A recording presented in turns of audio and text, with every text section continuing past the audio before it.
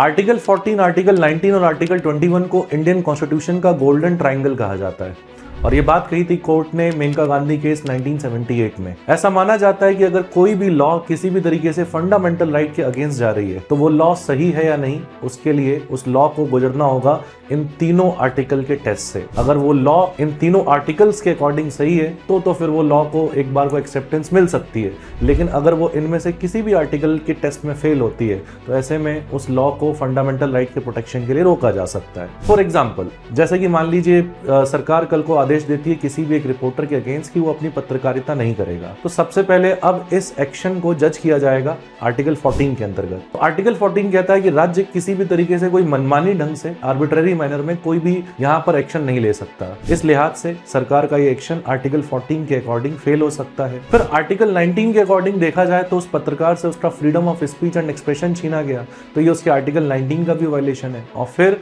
जब उसको पत्रकारिता नहीं करने दिया जा रहा है और ऐसा करके जब उसकी छवि को नुकसान पहुंचाया गया, उसके एक तरीके से स्वाभिमान को नुकसान पहुंचाया गया और उसकी जिस पर आजीविका निर्भर थी उससे उसे रोका गया, तो ऐसे में कहीं ना कहीं उसके right to life and live with dignity को भी नुकसान पहुंचाता है, जो कि प्रॉमिस किया गया है आर्टिकल 21 के अंतर्गत। तो सरकार का ये एक्शन आर्टिकल 14, 19 और 21 तीनों के अंतर्गत वायलेशन हो रहा है। तो अब इसका मतलब ये एक्शन रैंडम है, आर्बिट्रेरी है और इस तीनों आर्टिकल से पास नहीं हो पा रही है, इसलिए इस एक्शन को कोर्ट के द्वारा क्वैश करके उस व्यक्ति के फंडामेंटल राइट को प्रोटेक्ट किया जाएगा। ऐसे में हर लॉ को गुजरना होता है इन्हीं तीनों आर्टिकल के टेस्ट से और इसलिए इन्हें गोल्डन ट्राइंगल कहते हैं।